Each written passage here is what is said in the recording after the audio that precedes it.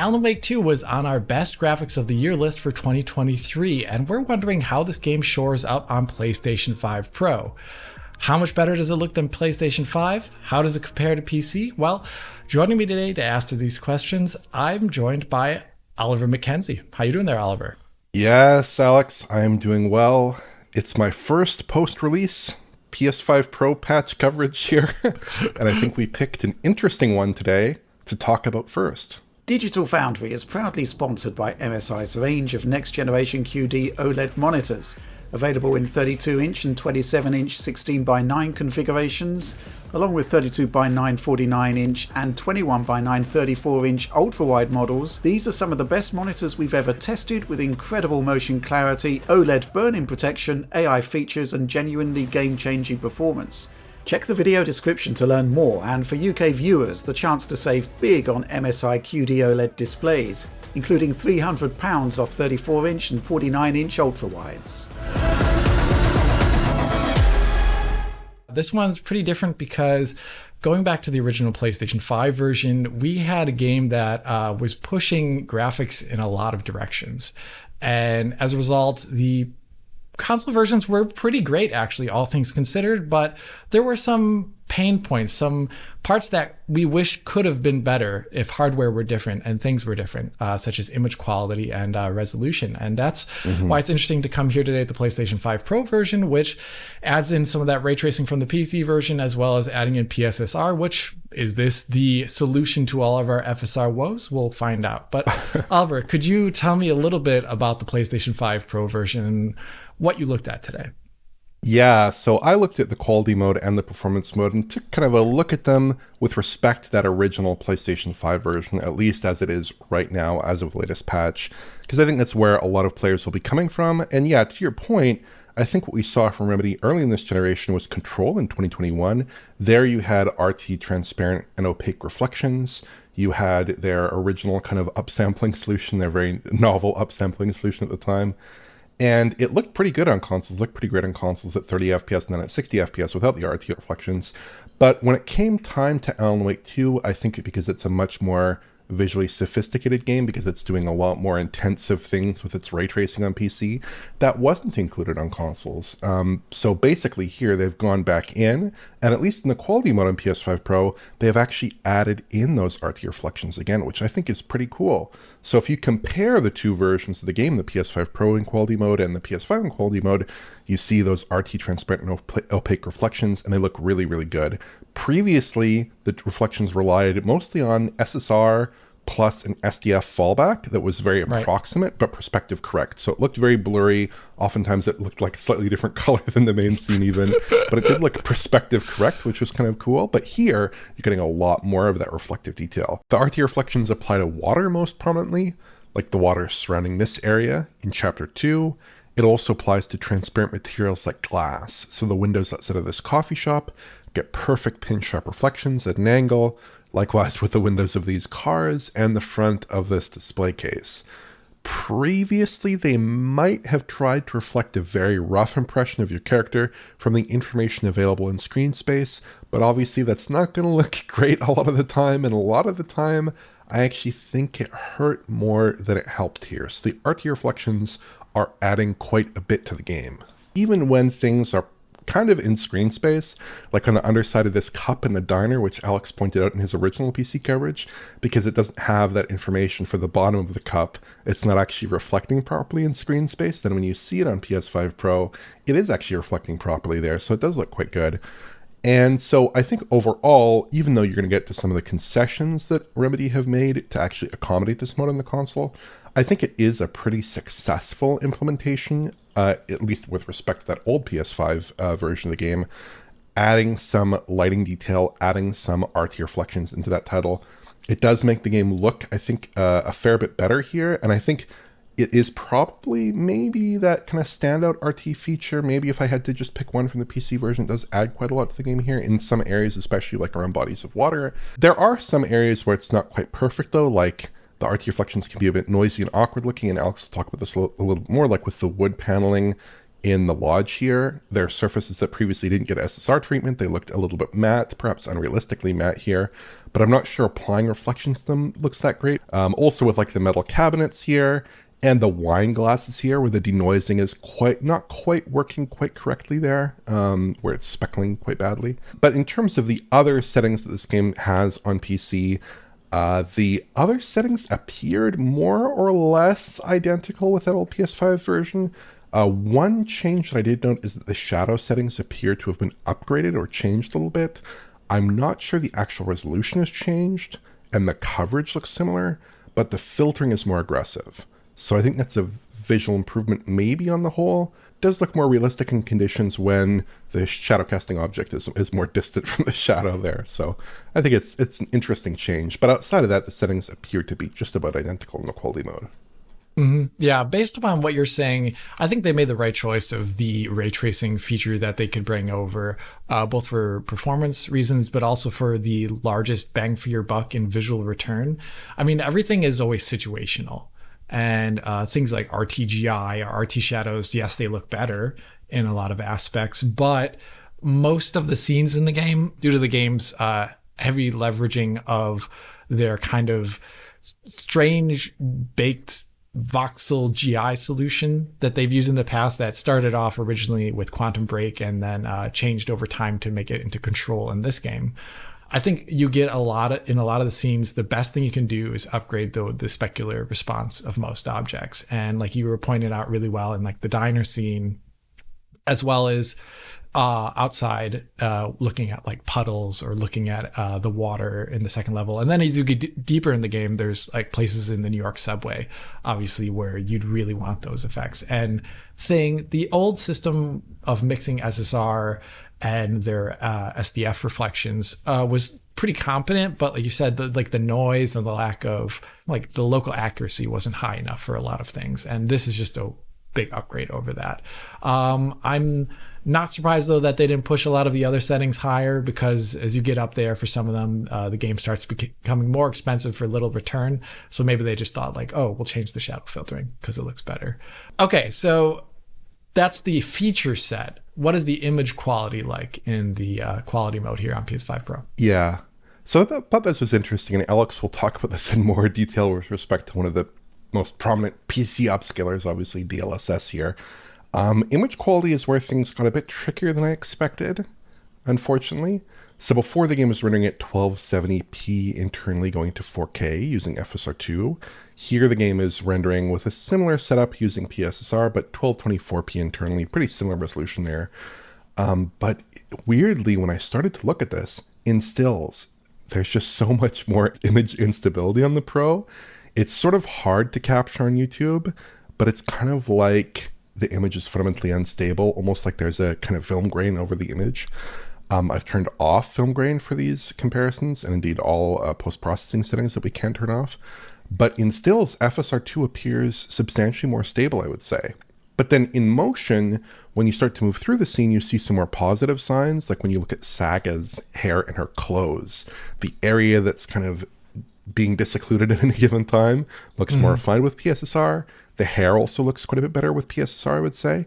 I think it's handling some of those movements better, that kind of running movement a little bit better there. But a lot of the issues with FSR2, where I was hoping to see some improvement with breakup and aliasing across the image when it's kind of unstable in motion across like distant bits of the image in foliage and things like that, those kind of aren't here. They trade off a little bit in terms of temporal stability. In PSSR's favor here, the oh dear sign has less breakup than with FSR2, but also in this scene, the power lines never really resolve clearly when we're walking forward. Like they always appear low resolution, always lack anti-aliasing treatment or appear to lack anti-aliasing treatment. They're not being effectively smoothed there. Now there is one final PSA that I wanted to mention here. These comparisons obviously have turned off motion blur, but I would also recommend possibly, even though this is very uncharacteristic of me because I do like motion blur quite a bit, I would recommend possibly turning off motion blur, because with side-to-side camera motion in particular, the motion blur really amplifies the appearance of aliasing. I think because they're using low-res post-processing on the console versions. That would be my suspicion here, based on certainly on with the PS5, how the PS5 version is running. I suspect it's probably the same here. That was also true with FSR2, but in side-to-side camera movements, I found that FSR2 struggled a bit more than PSSR. So with PSSR, the difference is more stark here. You're going from not a ton of aliasing to quite a bit of aliasing. So especially in the performance mode, I would suggest turning that off. In the quality mode, I'd also possibly suggest turning it off, but there you do have a bit more of a trade-off with fluidity. There's 30 FPS with no motion blur. I'm not the biggest fan personally. And so one last thing I wanted to talk about with the PS5 Pro version in quality mode is performance. The game on PS5 mostly locked 30 FPS, but it can still drop frames in some areas, namely the foliage-heavy forest area. We're still basically in the upper 20s here, but I can get the frame rate to suffer some extended dips. PS5 Pro, it's not perfect, but the same area drops just a few frames here and there. It's running at an overwhelming 30 FPS the overwhelming majority of the time. No issues really. Runs a bit better than the old quality mode on the PS5. So it is an improvement there. Nice to see some stability there. But it really is just the forest area I found on the PS5 that was a concern. So it's more like in some of these real trouble spots with a ton of foliage on screen and whatnot, you are getting a bit of a more stable performance level on the PS5 Pro there. Okay, so that's quality mode out of the way. Sounds like a general improvement for most areas with a question mark over PSSR to a certain degree. Okay, so what about the performance mode, which on console, on the original PlayStation 5, was notably sub 1080p and was probably like our largest negative point regarding the last generation or the current generation versions of this game, where we said like, oh, it's a great looking game, but the performance mode is visually a little bit rough. How does PlayStation 5 Pro improve on that? Yes. So I would say that image quality wise, if we want to start there, we're looking at a lot of similar problems. The old FSR2 mode, unfortunately. The old FSR2 mode went from 847p to 1440p. Here, apparently, we're going from 864p to 2160p, which isn't really borne out in some of the comparisons between them, because it's not actually that much sharper, I would say. It's kind of even a bit softer in some areas. It also suffers from that same fundamental issue with image instability. When we're moving through a scene, I think the Pro does a more effective job with anti-aliasing and minimizing artifacts. Disocclusion isn't as much of an issue. And like there are some areas, like before I was pointing at the power lines and the oh dear sign, both of those are better on PS5 Pro. But I would say that in stills, weirdly, PSSR looks a little soft. It's not super stable. I was hoping for a stronger visual transformation there, because I think that kind of the dream of PS5 Pro is that we look at these modes and we say, oh, this is a solid like 4K 60 performance mode. I think that's what we're looking for in a lot of these games, if we're not seeing that substantial improvement in terms of the ray tracing. And unfortunately, we're not seeing that here. I'd also point out that in the new performance mode, there are some improvements with respect to the visual settings, the underlying visual settings. Basically, as Remedy put it in their blog, they've bumped up the visual settings to something that is about at the level of the old quality mode here. So foliage density, for instance, with these shrubs in the woods and with these blades of grass here, it is more similar to that old quality mode. It's quite a bit better. The ground clutter, it looks like there's a bit more clutter there as well. Volumetric lighting is higher resolution, as we can see in this mode here, although Alex will talk about this a little bit later, but at least in shots when you get a real direct view of that volumetric lighting, you can see sometimes more detail in that volumetric lighting. It appears high resolution, like with this light streaming through the canopy, it does look quite a bit better. And the shadows have also been upgraded a bit, but resolution and filtering looks similar. But some objects like this flag and NPC here cast shadows now at a distance, whereas before they did not. Lastly, there's one other weird quirk with this mode that I wanted to mention before we get on to performance, which is that it looks like when you switch between the modes, the ambient occlusion is not rendering properly, or at all possibly, on the performance mode. It makes the grass look kind of like it's floating in this scene. This only happened to me when I was switching between modes, like I'm switching between quality mode and performance mode, or vice versa, and then back again. The ambient occlusion seems to turn off. But in reverse, when I'm switching from the performance mode to the quality mode, the ambient occlusion usually turns back on, but sometimes it can take a bit of time there. But when you switch to performance mode, it doesn't ever seem to come back. So My recommendation would be, if you want to play in the performance mode, don't do too much mode switching because it makes the game look kind of bizarre with the ambient occlusion turned off. You really want to just reload your save, go into performance mode, don't switch. So yeah, that is a weird issue. Hopefully they can resolve that. But yeah, that's my kind of baseline impression of the non-performance aspects of the performance mode there. I mean, here they mentioned it on their blog in a way that I thought was, I don't know if I take umbrage with it necessarily, but I would kind of do the upgrade maybe a little differently. They mentioned the kind of improving the quality of the pixels that are fed into their upscaling to get it up to a higher res, but they fundamentally kept the resolution the same. And what they meant by increasing the quality of the pixels was increasing some settings, like you described, bring it up to those old quality mode settings in the performance mode. But your description of the image quality, it has, like, you do mention plus points, but it isn't bringing it up to the expectations, I think, of like what you described, what we expect of the PlayStation 5 Pro to a certain degree, based upon its like advertising and also like the strengths of the machine, where it doesn't seem like, I don't know, this is a bit of a subjective question, but like, do you think it was right to increase the settings there on PlayStation 5 based on the performance you're seeing? Like, what's the performance like? Yeah, so I'll get the performance in a moment there before answering your question, I suppose. I think there are some implications here possibly for the answer to that question, unfortunately. Just as a refresher, performance in the performance mode, a bit of a tongue twister there, was not perfect. Artificial environments generally fine, but the forested areas suffered a bit from sub 60 FPS bouts. Did not run at a perfect 60 FPS. On PS5 Pro, it's a bit worse, unfortunately. So you can see that in this walkthrough, the forest area where the Pro is kind of running a little bit behind the base PS5. And then I matched up 2 shots in this more demanding area about as well as I can. In shot 1, it's about a 53 versus 50 FPS split. Shot 2, about 57 FPS versus 53 FPS. So it drops more often, and it drops harder when both are affected.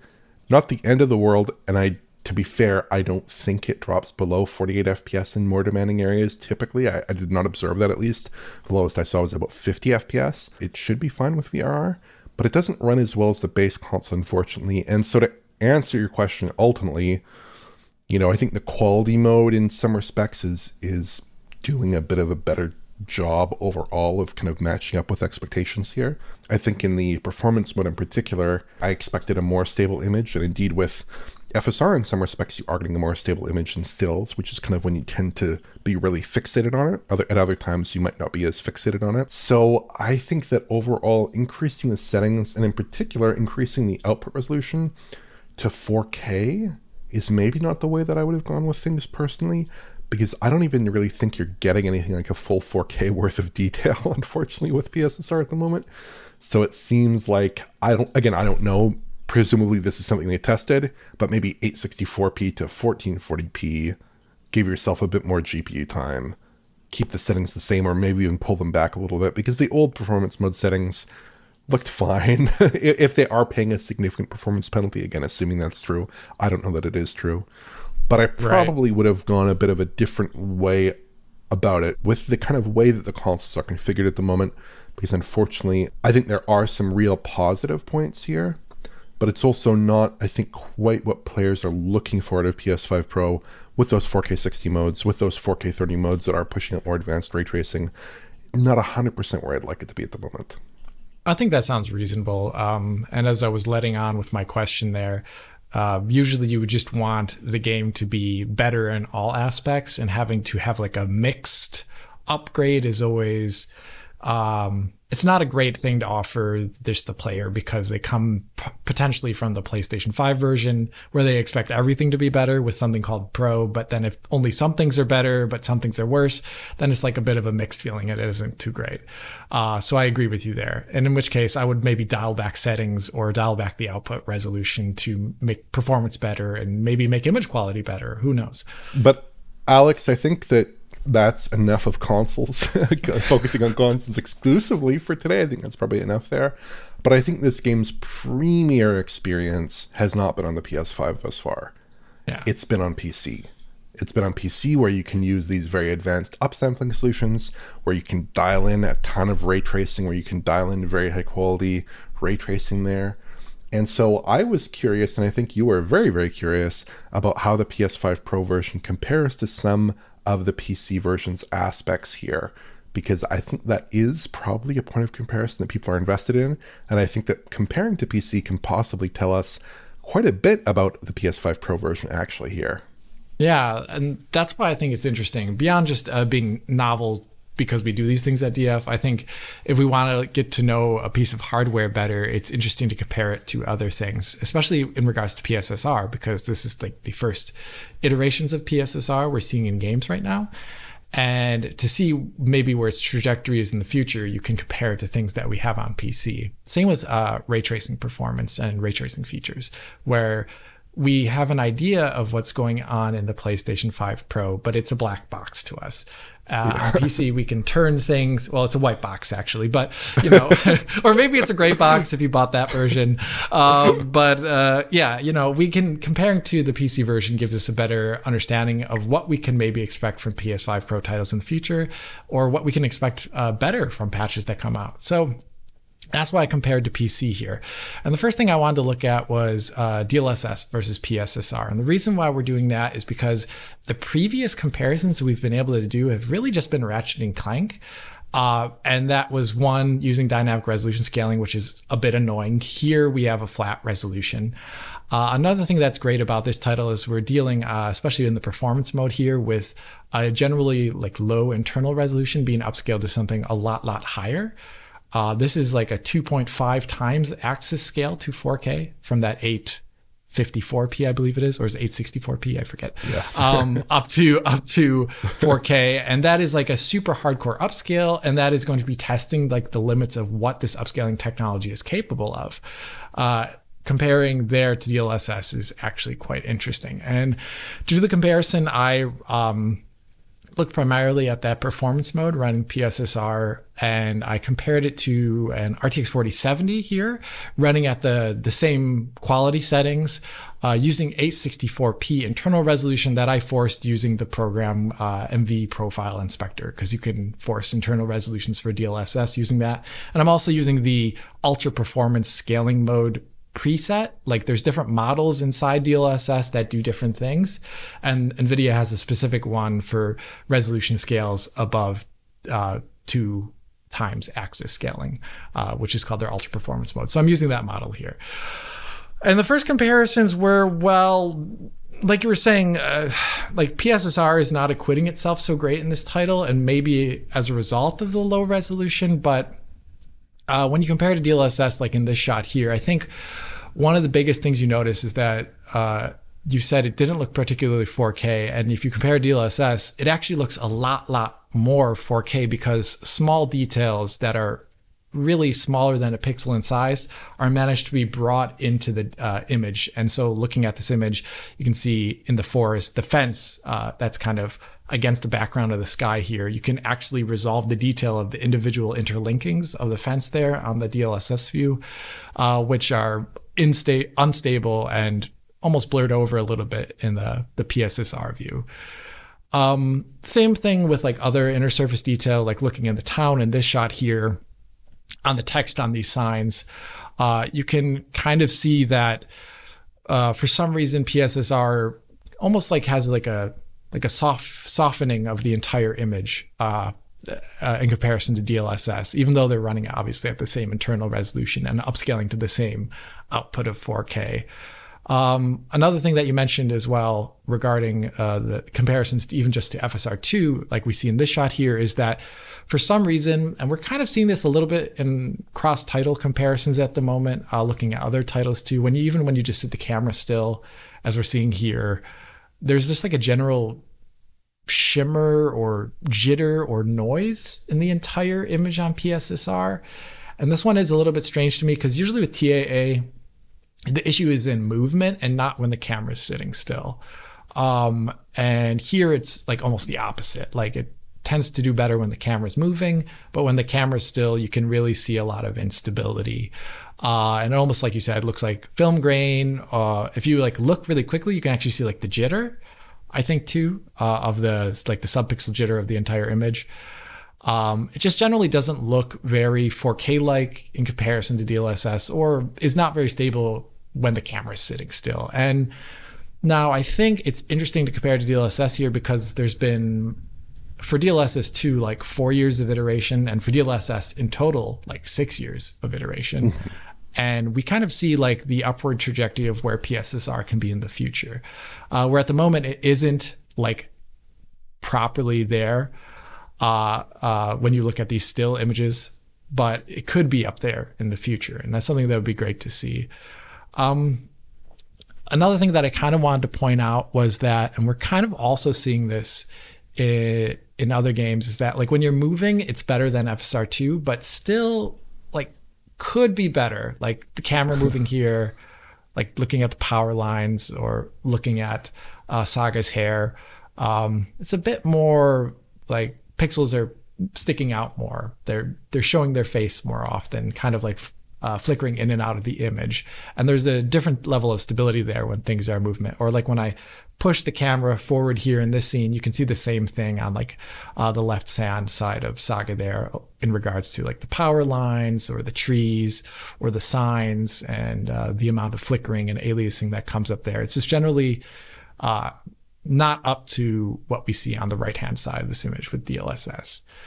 Kind of the last thing that I want to talk about, and that we're also seeing in cross-title comparisons at the moment, but not every title, is that for some effects on screen, like SSAO or volumetrics or SSR, PSSR is not intermeshing as well with them as the other techniques are. So like here in this scene, looking at the volumetric fog in the forest here. Now, usually volumetric fog in games is like kind of low res and it's amortized over multiple frames using TAA or something like TAA. And here it's like kind of like flickering or looking unstable on the PSSR side, which I don't even think happens necessarily too much with FSR. So it seemed like some sort of particular to PSSR issue here. But when we get to other titles in the future where we see something similar, we'll also point it out. The general appreciation and conclusion after doing a whole bunch of comparisons, and I did a lot of them, is that I think in this game in particular, it having low resolution post-processing in general probably isn't helping PSSR, but maybe for this output resolution of 4K, that PSSR isn't exactly a great fit at the moment. Like maybe it's like what we saw in Ratchet and Clank where it was at 1440p, it did a lot better job where the issues were not as noticeable. So it's not, I didn't think it was anywhere near on par with DLSS, but I didn't like that it was having like trading blows with FSR2 in your part of this presentation here. Like it just needs more iteration time, I feel, so that it's like beating FSR2 no matter what. And then it's in like a really great place. But at the moment right now, I think with comparisons to DLSS, we can see exactly where it could be in the future and hopefully is in the future with more iteration and more updates and like a stronger model. Yeah, I think that comparisons in my case with FSR2 are one thing. When you look at DLSS, it's kind of a very different world in terms of the consistency and stability that you can get out of an image, even a very low resolution image relative to the output like you're seeing there. But like you said, FSR and DLSS, they are fairly mature technologies at this point. They've been deployed in the wild for a long time. So I would expect that PSSR would improve over time. I do think that in some of those early games that we saw, we were seeing somewhat higher resolutions, and we were seeing game content and maybe implementations that were more favorable to PSSR there. And the games overall tended to look a little bit better in some of that Sony first party fare in particular, like your Ratchets, your definitely Spider-Mans, your The Last of Us Part 2s, where you are getting a bit of a better result, I would say, than we're seeing here. In this case, it's kind of like it's an interesting solution. It's trading blows with with FSR, but it's not really quite at that DLSS level. I don't know that we would expect it to be necessarily out of the gate, but I do think there is still some headroom for improvement here. But that's not obviously the only thing that's interesting on PC, because the ray tracing settings in this game on PS5 Pro are actually not necessarily corresponding to any particular ray tracing preset on PC. Actually, Remedy appear to have made some changes to the ray tracing on PS5 Pro to get it running in a performant manner. So could you talk us through some of those changes and your general impressions of the ray tracing on console relative to the PC version? Yeah, this one's interesting because, once again, slightly black-gray box here with the PlayStation 5 Pro. We kind of get a sense then about how good the PS5 Pro is at certain aspects of ray tracing, or at least to hit the performance targets that it wants to hit based upon what Remedy wants for this game. But we get a sense of what that's like in comparison to other things that we can see on the PC side of things. And like you said, they made specific tweaks to make this run on PlayStation 5 Pro. And I think one thing that you come when you look at that PC version is it was like an NVIDIA sponsored collaboration. So they're really pushing super hard in the direction of, real-time full ray tracing or path tracing, whatever the moniker is NVIDIA uses there, which is quite different than what we've seen in the generation of consoles where they try and limit the amount of ray tracing used or use it in ways where it's like best bang for buck instead of just going all in. And as a result, it is actually, when you do the comparison to the PC version, it is an not attainable preset on the PC version. And you can see that just the low preset, as we see in this scene, shine the light on the wall with Saga.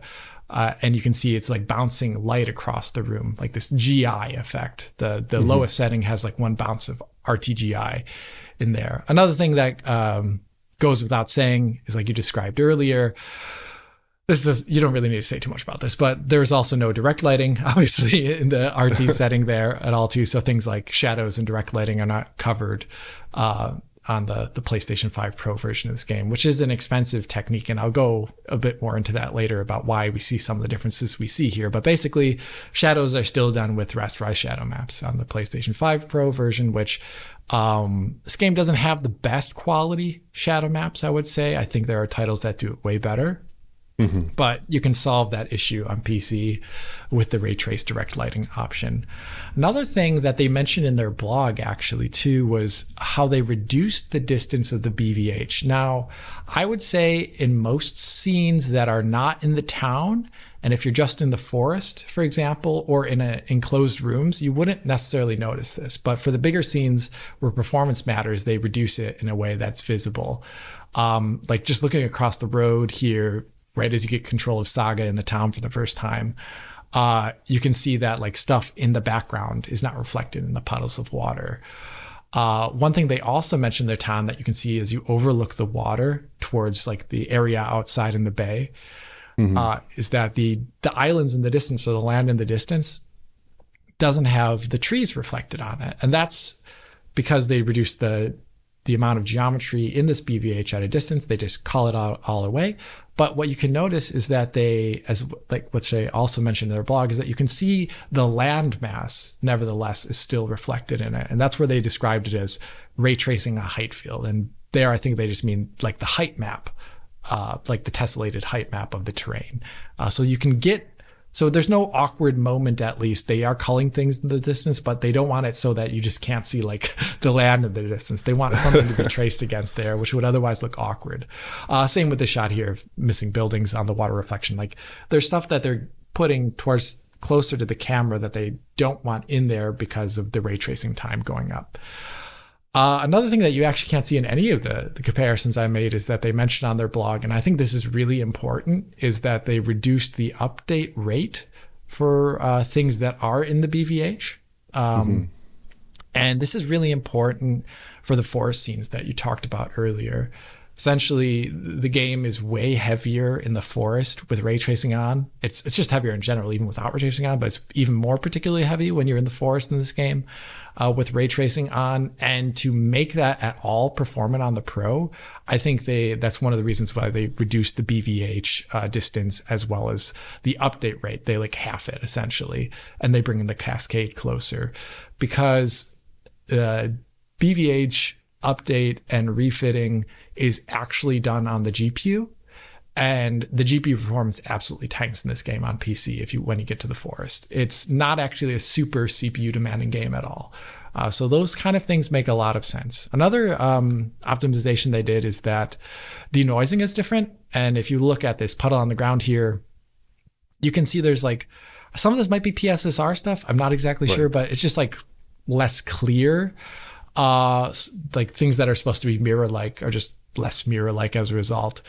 Another thing that you can see in this comparison image is that the roughness cutoff is different. So like the part of the road where it meets the puddle has a different reflective look to it, because instead of doing ray tracing there, they fall back to just the game's GI solution, which gives it like an orange tinge instead of the color of the sky.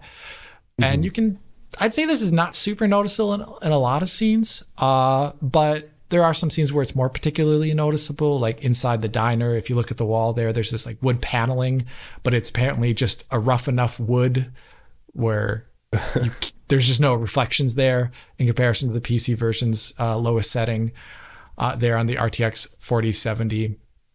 So it can show up more often and lead to a scene that has less reflections, kind of like you talked about with the wood earlier between the old version and the new version. In that lodge, though, is probably one of the biggest areas where you can see the difference with the PC version. And once again, I'm not sure if this is just because the denoiser is so different or if it's PSSR interactions here with that denoiser, but like it's a lot less stable, the reflections on these rougher materials at times. You talked about it with like the glass as well too, but particularly on the wooded surfaces that have like an uneven finish to them, it just looks way less stable, almost distractingly so, where I would want them to like go in here and maybe try and clean that up just to keep the game visually consistent. But there's actually an interesting plus side effect of the reflections being a good deal noisier at times, is that the denoiser seems to be a lot more reactive. It doesn't seem to temporally weight things so heavily. So like if you look at this scene in the beginning where I'm comparing to PC running the two, there's multiple denoisers on PC, but the low setting for the denoiser in the middle and the right is ray reconstruction. You can see that as the guy's dancing around the little mascot guy in the distance, you can see that his reflection updates 1-to-1 more or less on the PlayStation 5 Pro side. But if you look in the middle with that low denoiser setting, you can see that it's kind of like lagging behind and it's not updating as quickly as you'd like. And actually, I would argue in a scene like this one, the issues that PlayStation 5 Pro have actually are a really great plus point, because it's not lagging behind a whole bunch, which I find distracting actually. But also shows something that we can maybe expect for PlayStation 5 Pro in the future on the far right side, or even PlayStation 6, where we see ray reconstruction having very little noise, but also the guy dancing around, the mascot guy, it's still updating his reflection 1-to-1 vis-a-vis how he's moving. So comparing to ray reconstruction here is interesting, because currently PSSR is only working on just the raw output image, color image. But what happens in the future if Sony updates it with some sort of denoising? Could we get something like ray reconstruction on console? I think that'd be really awesome. But yeah, so basically comparing to PC, one thing you see really big is that they created like a special mode essentially for PlayStation 5 Pro to make it performant at the output resolution they have. I'd say trimming the BVH and making it update less often is actually a great compromise. That makes a lot of sense if you're just doing reflections. I would like this kind of low quality mode on PC as well as an option, but it doesn't notably work with some of the other options there that are on PC. Like you can't use a lower quality BVH and lesser update rate BVH if you have shadows that are being driven by ray tracing, for example. Otherwise they wouldn't line up with the things moving. Or you would just lose shadows at a distance. So you can't do that. But I think it would be really, really cool if they added this option to PC. Okay. One last thing that I want to mention before I finished talking about comparison to PC is that we do have the settings for that performance mode. And as you noted earlier, in the forest scene of the game, it can drop below 60 FPS for a continuous bout, right? Depending upon where you are in that forest. And that is a perfect opportunity to do comparisons to PC where we have the same settings, with the only setting difference being PSSR. We cannot obviously run PSSR on PC, but we can run DLSS, at least at the same resolution. And there we find some really interesting stuff. First, I compared with the RTX 4070 because we said kind of pre-launch that this is like a GPU in the NVIDIA stack that we think we'll be comparing often to the PS5 Pro. Well, in this title, at least, it is a lot faster at the same settings, just using DLSS as the differentiating factor, where in this scene, it's running 43% better, the RTX 4070, looking in the same direction here. That's a big difference. So, but going down, we see smaller differences, like going back to the last generation Ampere card, the RTX 3070, that's a little less than 10% faster than the PS5 Pro in this scene. But we should really make note here that this is exclusive to this title. I think there's a lot of other titles where the RTX 3070 would be a lot slower because it's running out of VRAM. I also compared to the RTX 2080 Ti, and that is 2% slower on average in this scene here than the PlayStation 5 Pro, looking in the same direction. But just a small note, my RTX 2080 Ti model is a little bit not so great. It downclocks super heavily for some reason, and it starts off like running faster than my RTX 3070, but then at the end it ends up downclocking to around 1710 megahertz at the end. So that's the comparison we're seeing here versus a RTX 2080 Ti running at 1710 megahertz. I think this is cool to be able to look at the performance here, as when we've been comparing titles in the past now, we've kind of seen, at least in the backwards compatibility mode that the PlayStation 5 Pro offers, that when it's using boost mode, it is not necessarily bumping up performance as much as we maybe thought it could versus what its specs imply. And at least in Alan Wake here, it is slightly performing less than I would have thought it would pre-launch. At least regarding comparisons to PC parts. So I think that's interesting. Run around with that information and say what you will. Yeah, I mean, at the end of the day, Alan Wake 2 is an interesting data point, but it's just one data point. And as quick as we're trying to get through patches, and as much as we'd like to get patches information out to people as quickly as possible, there is some time associated with producing these videos and analyzing this content. So yeah, Alan Wake 2 performance, maybe not quite where you'd expect it to be. For sure, with stuff like the reconstruction, it's not quite where you'd expect it to be necessarily. The ray tracing is an interesting addition. I think that the ray tracing generally looks good in like interiors. In exteriors, you do notice a couple of the compromises a bit more, but it does look quite good in the whole there. But yeah, Alex, I think that's probably going to do it for us today. We've been chatting for a while here. Oh my gosh, obviously. Yeah, we've taken a look pretty comprehensively at the PS5 Pro version of Alan Wake 2. So I hope you enjoyed this video today. If you did like it, please feel free to like and subscribe. And if you did enjoy the content, also please feel free to check out the Patreon at digitalfoundry.net for exclusive and early access content. And this is Oliver and Alex saying, Auf Wiedersehen!